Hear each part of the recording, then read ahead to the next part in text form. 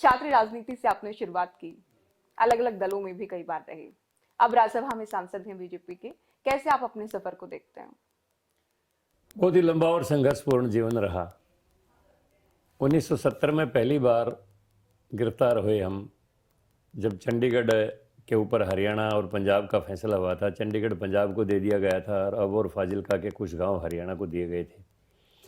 उस समय हालांकि कोई हमें राजनीति का ज़्यादा ज्ञान नहीं था, लेकिन छात्र में जो यूनियन थी उसमें हम सक्रिय थे और मैं रोज़ाना संघ की शाखाओं में भी जाता था। 1967 में मैट्रिक करने के बाद मैं रोज़ाना संघ की शाखाओं को मैं भी जाता था। तो उस समय डॉक्टर मंगल सेन जी वहाँ के प्रमुख नेता होते थे रोहतक के अंदर। उनके आह्वान के ऊपर चौधरी देवलाल भी आते थे, स्वामी इंद्रवेश भी, स्वामी अग्निवेश भी। उस समय उन्होंने संन्यास नहीं लिया था, प्रोफेसर श्यामा राव लिखते थे अपना नाम। तो छात्रों से भी बात की, वे हरियाणा के साथ कुछ अन्याय हुआ है, चंडीगढ़ पंजाब को दे दिया, हम जितना चाहते थे हिंदी भाषी क्षेत्र इतना नहीं मिला है, छात्र सहयोग करें। तो मैं स्पष्ट कहता हूँ कि हमें कोई ज़्यादा राजनीति का ज्ञान नहीं था, लेकिन हमने छात्रों ने इकट्ठा होकर आंदोलन शुरू किया और पहली गिरफ्तारी मेरी उस समय हुई थी। आज जहाँ पर महिला कॉलेज है रोहतक का, वहाँ पर पुरानी जेल होती थी, वहाँ पर 1 महीना हम कारावास के अंदर उस समय रहे 1970 के अंदर। और वहीं से राजनीतिक नेताओं से मुलाकातें होती रही, जेल में भी आके लोग मिलते रहे, नेता लोग, हमारी जमानतें भी उन्होंने ही ली। उसके बाद मैं स्वतंत्र चिंतन का व्यक्ति था। मैं आफ्टर ग्रेजुएशन जो है ना, मैंने फैसला किया कि मैं अपना स्वतंत्र कारोबार करूंगा और कोई नौकरी वोकरी नहीं करूंगा। तो महम में पिताजियों का स्थापित किया हुआ आरा मशीन का काम था, वो मैंने संभाल लिया। और संयोग की बात थी कि महम राजनीति का एक युद्ध क्षेत्र रहा। 1975 में पहला बाई इलेक्शन आया, चौधरी बंसीलाल चीफ मिनिस्टर होते थे। तो 3 इलेक्शन थे हरियाणा में, एक रोडी का, एक महम का, एक नू का। तो महम से अरसरूप बोरा जी हमारे पंचायत के कैंडिडेट थे, रोडी से चौधरी देवलाल चुनाव लड़ रहे थे। उस समय एक चुनाव तैयब हुसैन जीते थे नू से कांग्रेस के, और 2 चुनाव विपक्ष का जीते थे। तो मैं उस चुनाव में सक्रिय रूप से भागीदार था और वहीं से मेरा राजनीति का सफ़र का शुरुआत हुआ। वहीं पर प्रचार में स्वर्गीय कर्पूरी ठाकुर जी आए थे, तो मेरी उनके साथ ड्यूटी लगा दी 3 दिन के लिए कि आपको गांव में इनको बैकवर्ड के बाहुल्य में उनमें ले जाना है। मुझे ज़्यादा ज्ञान नहीं था, क्योंकि हम ऐसे परिवेश में पले जहां बैकवर्ड का, दलित का, पिछड़े का, सवर्ण का कोई कभी चर्चा ही नहीं होती थी। मेरा किसान परिवार था, पिताजी 250 बीघे खेती 1-2 बैलों से करते थे, तो बड़ा जमींदारा था गाँव में। तो ये चीज़ें मुझे पता भी नहीं था, लेकिन कर्पूरी जी के साथ 3 दिन जो हम रहे और उनके साथ जो बीच में सफ़र में वार्ताएं होती थी, रात को बैठते थे, तो उस समय पता चला कि देश के अंदर वर्गीकरण कितना बड़ा है और उसमें कितने लोग भेदभाव के शिकार हैं, उपेक्षा के शिकार हैं। तो उस समय के बाद से बैकवर्ड की राजनीति का चिंतन लेकिन मेरे आपने दिमाग अपने गांव में ऐसा कोई भेदभाव नहीं देखा था? नहीं, मैंने कभी नहीं देखा था। उनसे मुलाकात हुई, उसके बाद आपको पता चला कि हाँ, बड़े पूरे स्तर पर देश की भेदभाव चल परिस्थिति रहे का हैं, पता पूरे चला। देश को लेकर। हरियाणा में सामान्य तौर के ऊपर भाईचारा आज भी है, पहले भी था, और हरियाणा में 36 बिरादरी मिलके ही काम करती रही है।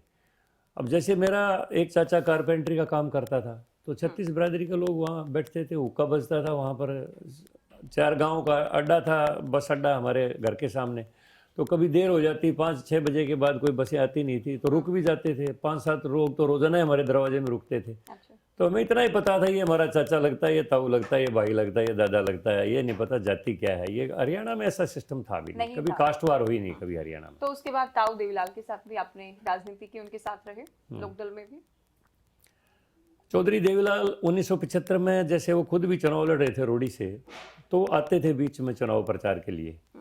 तो आमतौर पर मेरे पास बैठते थे, आपके घर आते थे? हाँ, तो क्योंकि मेरे घर के सामने ही ग्राउंड था जहाँ पर आम सारे जलसे होते थे, खुला ग्राउंड था। तो वहाँ पर इतने लोग आते, जलसा थोड़ा सा जम जाता, इतने तक मेरे यहीं नेताओं का बैठना होता था।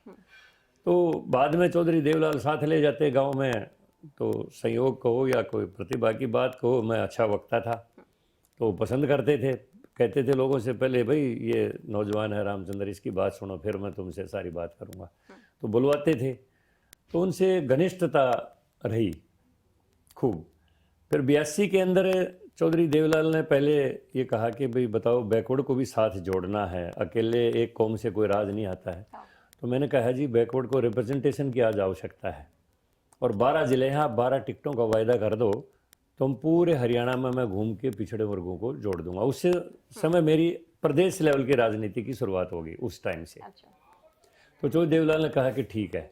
मैंने पूरे प्रदेश से ऑर्गेनाइज किया, लोगों को मुहिम में बुलाया, 8-10 हज़ार आदमी आए और चौधरी देवलाल ने मंच से डिक्लेयर किया कि हम 12 टिकटें बैकवर्ड को देंगे और यहाँ से रामचंद्र जांगड़ा को चुनाव लड़वाएंगे महम से। फिर बाद में उनका विचार बना, कुछ लोगों ने, मेरे जो राजनीतिक प्रतिद्वंदी थे, उन्होंने सोचा भी ये तो देवलाल के ऊपर हमने वोट तो देनी है, चौधरी देवलाल के कहने से जाट वर्ग को भी देनी है, अब ये यहाँ से नेता बन जाएगा, क्यों ना चौधरी देवलाल को ही ले आए। सब लोगों ने देवलाल से अपील की, चो साहब आप लड़ लो हमारे हल्के से चुनाव। तो चौधरी देवलाल कहने लगे रामचंद्र मैं लड़ लूँ, हमारे लीडर थे, माँ जी लड़ो, हम आपकी मदद करेंगे। तो कहने लगे नहीं आपको भी चुनाव तो मैं लड़वाऊँगा। सालाबाद से फार्म भरा, तो मैंने भर दिया सालाबाद से फार्म। तो चौधरी चरण सिंह ने टिकट वहाँ से दे दिया, एक जोरावर सिंह एडवोकेट थे। जो देवलाल ने मुझे कहा कि फार्म वापस नहीं लेना है, चुनाव लड़ना है, इंडिपेंडेंट चुनाव तो लड़ना है कहीं हाँ। से भी। तो मैंने कहा जी मैं इंडिपेंडेंट चुनाव पार्टी के खिलाफ नहीं लड़ूंगा, मैं आपकी यहीं पर मदद कर दूंगा। हालांकि उन्होंने मेरा नाम वापस नहीं लेने दिया, लेकिन फिर भी मैं कभी सालावास आया नहीं और वहीं से हमने चौधरी देवलाल को चुनाव जितवाया। लेकिन चौधरी देवलाल अपनी धुन के आदमी थे, तो वहाँ पर चौधरी देवलाल ने सालावास जाके, एक हुकुम सिंह होते थे ट्रांसपोर्टर मतनेल गांव के रहने वाले इंडिपेंडेंट, अच्छा। उनको समर्थन देके पार्टी के कैंडिडेट को हरवाया है, जो चौधरी चरण सिंह ने जोरावर सिंह को उतारा था। अच्छा अच्छा, जहाँ से वो आपको लड़वाना चाह रहे मुझे थे, लड़वाना वहाँ से तो चाहते। दूसरे उम्मीदवार पार्टी की ओर से उतारे गए, उनको हाँ। ताऊ देवीलाल ने ही हरवा दिया। देवलाल ने उसको हरवाया। तो वहीं से उनका चौधरी चरण सिंह के तो आप साथ, तो काफी करीबी थे इस नाते, तो हम कह सकते हैं। हाँ काफ़ी करीबी रहा मैं। फिर 1985 में राजीव लोंगोवाल समझौता हुआ SYL के ऊपर, कुछ हरियाणा को हिंदी भाषी गांव दिए गए, चंडीगढ़ फिर पंजाब का हिस्सा उसमें दिया गया। तो उसके बाद उसके अगेंस्ट चौधरी देवलाल ने, डॉक्टर मंगल सेन ने प्रोटेस्ट स्वरूप इस्तीफा दिया और बाई इलेक्शन हुआ महम और रोहतक का। तो उसमें फिर हमने चौधरी देवलाल को जितवाया। तो 1987 में फिर तीसरा चुनाव आ गया। तो चौधरी देवलाल कहने लगे भाई अब माँ जी आपकी मर्जी है, बताओ। कहने की चुनाव तो तेरे को लड़वाना है, मैंने 82 में वायदा किया था, 85 में भी मदद करी है, माँ जी बताओ कि तू सफ़ेदों से फार्म भरा। सफ़ेदों से मैं सफ़ेदों से अप्लाई कराया। और यहाँ पर सरद यादव, सफेदों के पीछे क्या कारण था, सफेदों चुनने के पीछे? सफ़ेदों बैकवर्ड बाहुल्य क्षेत्र था। हाँ। इसलिए उन्होंने सेलेक्ट किया कि वहाँ आसानी से रामचंद्र, क्योंकि मेरा एक प्रदेश लेवल का ऑरा बन चुका था। मैं अपने जो लोकदल पार्टी थी उसका प्रदेश का अध्यक्ष था, OBC मोर्चे का। तो पूरे प्रदेश में मेरी पहचान बन चुकी थी। मैं चौधरी देवलाल के साथ और इंडिपेंडेंटली भी सब गांव के अंदर जाता था, ऑर्गेनाइज करता था, पार्टी के साथ जोड़ता था। तो मेरी एक प्रदेश लेवल की छवि भी बन चुकी थी। तो इसलिए उन्होंने पिछड़ा वर्ग बाहुल्य क्षेत्र में कहा वहीं से चुनाव लड़ो, सुरक्षित हो जाएगा। लेकिन पता नहीं क्या सरद यादव की कोठी पर लिस्ट लगी, हमारा नाम लग गया।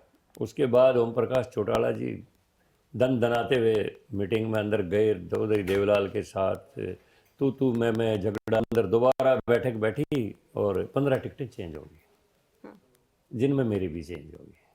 अच्छा। तो मैं तो चाहता था चलो अब जो चेंज होगी तो होगी, पार्टी की मदद करेंगे और क्या करेंगे। लेकिन अगले दिन जब मैं चौधरी देवलाल से मिला, वो अकेले बैठे थे सरद यादव जी की कोठी के ऊपर, यहीं फिरोसा रोड के ऊपर कोठी होती थी। तो मैं कहा चौधरी साहब ये क्या किया है, आपने पहले मेरा फार्म भरवा दिया और फिर ये टिकट, भाई क्या करूं, आपके साथ तो जो हुई तो जाती है। अब ओम ने ऐसा करवा दिया, सीधा ओम ही बोलते थे, उनका तो बेटा था। फिर अब क्या आदेश है? कहले नहीं आपको चुनाव तो लड़वाएंगे। तो उस दिन कुछ चौधरी देवलाल के साथ कुछ और कार्यकर्ता आगे वहाँ पर जिनकी टिकटें कटी थी, उन्होंने बदतमीजी वगैरह शुरू कर दी। तो चौधरी देवलाल नाराज होके और अलीपुर रोड पर रेस्ट हाउस में आके और दरवाज़ा बंद कर दिया। मैं भी उनके साथ ही आ गया। हम भी वहाँ पर रुक गए। अगले दिन सुबह चौधरी देवलाल कहने लगे चलो बगुणा जी की कोठी पर चलते हैं।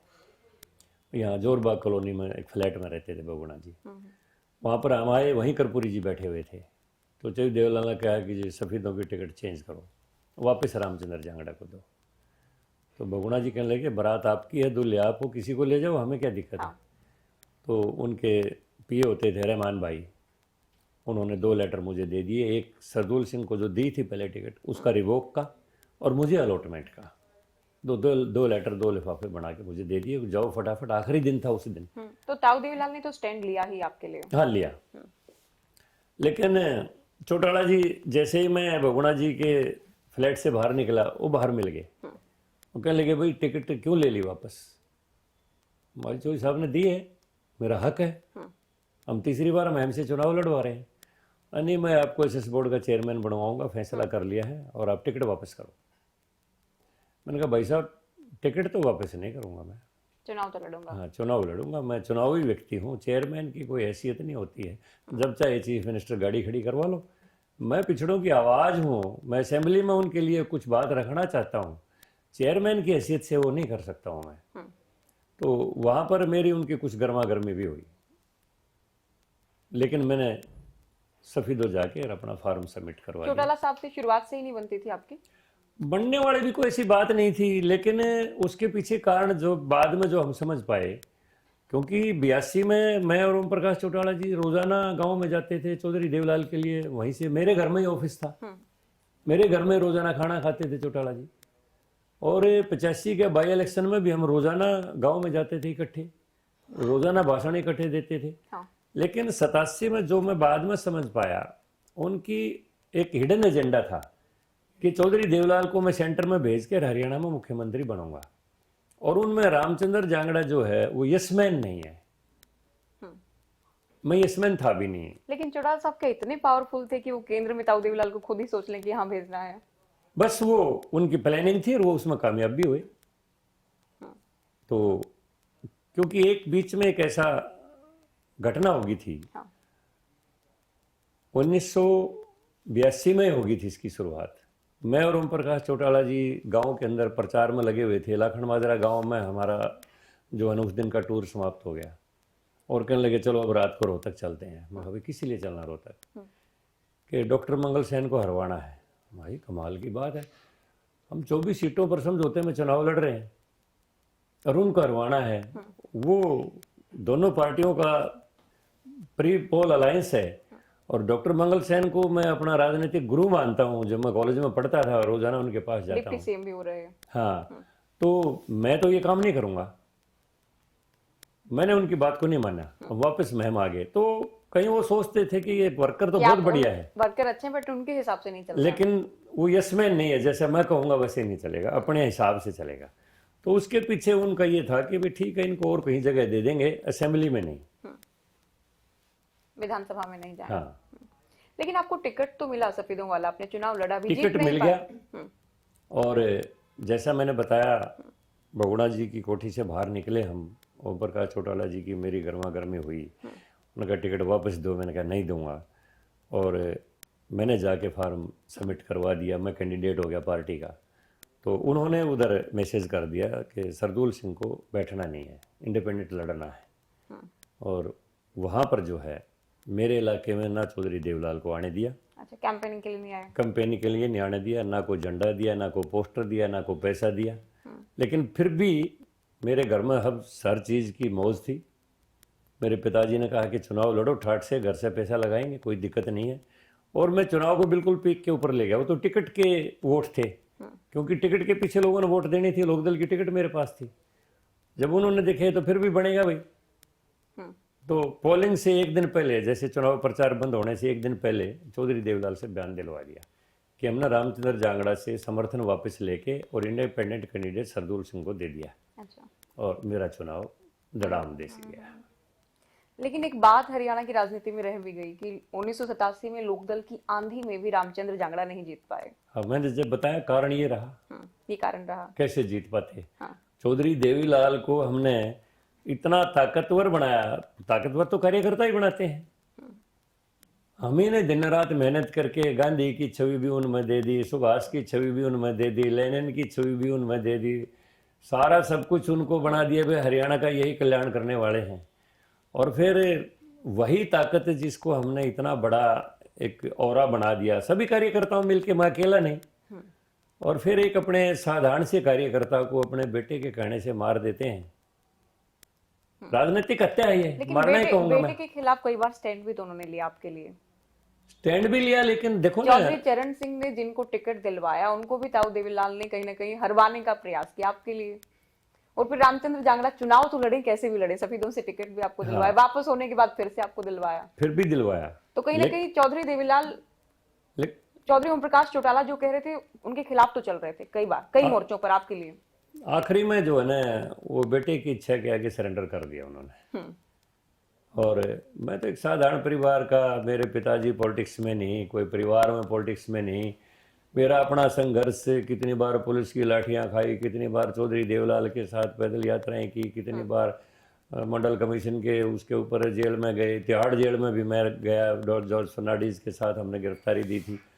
तो सारा संघर्ष था। वो 87 में जब पीक पर हमारा, 90 में से 85 हमारे एमएलए आए और मुझे हरवा दिया, तो मेरी जिंदगी के लिए तो बहुत बड़ा सेटबैक था वो। बड़ा सेटबैक था आपके लिए।